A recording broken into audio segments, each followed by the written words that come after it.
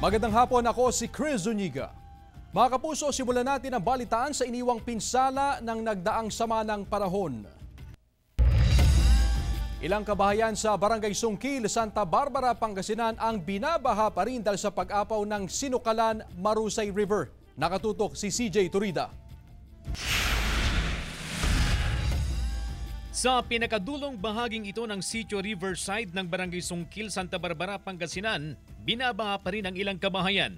Matagal umanong humupa ang baha rito. Matagal, 15 days, walang labasan ng tubig, hindi nilagyan. Batid daw ng Barangay Council ang problema ng mga residente. Dagdagan po namin yung ibon na mga para madaling ubos po yung tubig, sir. Nagmistulang sapa ang bukirin na ito sa Sitio Riverside, Barangay Sungkil, Santa Barbara, Pangasinan. Buti na lang daw at walang nakatanim dahil kung nagkataon, lugi ang inabot ng mga magsasaka.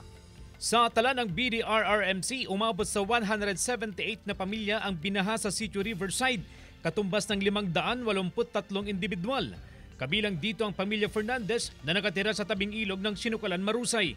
Lagpas bewang daw ang lalim ng baha noong kasagsagan ng bagyong Christine. Pero ako tatakot ako sa baha. Pumunta ko sana ako doon sa pinakamataas doon. Dahil laging binabaha ang sitio, may kanya-kanya ng balsa at bangka ang mga residente.